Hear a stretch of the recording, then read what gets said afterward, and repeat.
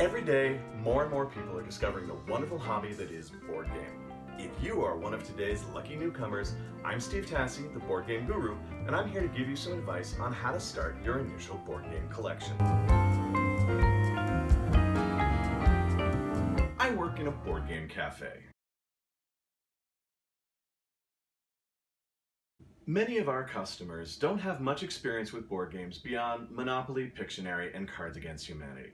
A lot of them don't want to leave that comfort zone, but many of them, just like you, want to find out exactly what board games can do. Board gaming can be an expensive and daunting hobby to get into. Thousands of new games are published every single year, and it can be overwhelming for the newcomer. Don't worry, it's overwhelming to us experienced gamers as well, I promise. My number one piece of advice is don't go crazy buying new games right at the start. Even if you have the disposable income to afford it and enough space that you can store all your new purchases, buying everything that looks interesting is not a smart move. Start small, start smart. There are lots of different kinds of games out there. Different genres are going to appeal to different people. Just like music, movies, books, and food, you're going to have particular tastes. And you'll discover that those tastes change over time.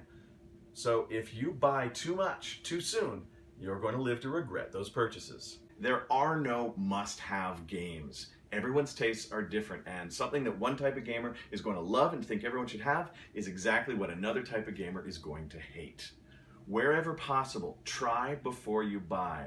Whether it's at a convention, you're using a friend's copy, you're learning at a store with their demo copy, try before you buy. It will save you time and money.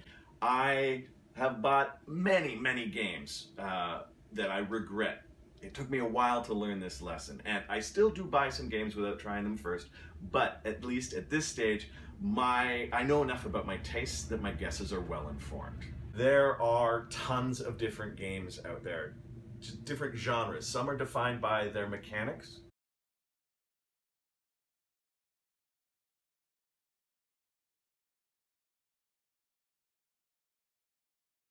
Some others are defined by their theme.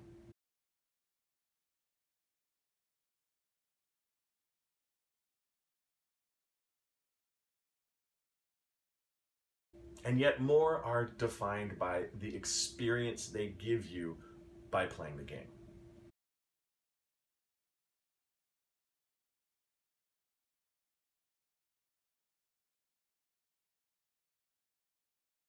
In your early days in the hobby, most of these terms aren't going to make a whole lot of sense to you, but I promise, the more games you play and the more people you play with, the more you're going to get an idea of what they mean, and the more you're going to get an idea of what kind of games you like.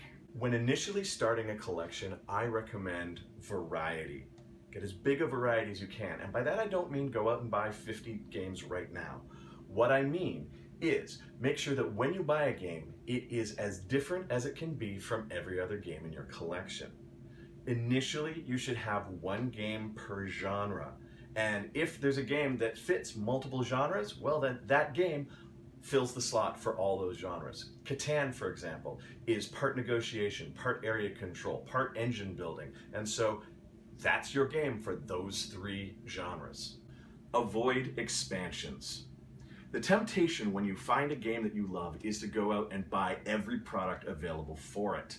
Don't do this, at least not at first.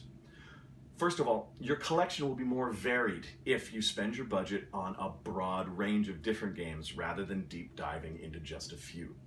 Secondly, until you've played the base game a whole lot, you won't have enough of an appreciation for A, whether you want to deep dive into this particular game, and B, just what the expansions add to the game experience and how they change it.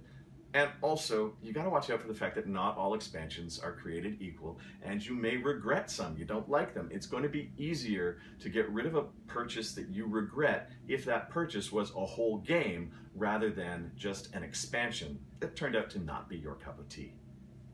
If you follow these simple principles while making your first purchases, by the time you've got a dozen games, you are going to have a wide variety of different game experiences that will enable you to figure out which game styles you want to avoid and which ones you want to explore further. I'm Steve Tassi, the Board Game Guru, and in part 2 of this video, I will give you some concrete examples of entry-level games for different genres that won't break the bank or break your brain, but might just blow your mind. If you're an experienced gamer, please leave a comment below about a game that you tried before you bought and you were glad that you did because it meant you didn't waste any money, or a game purchase that, well, you didn't try before you bought and you live to regret it.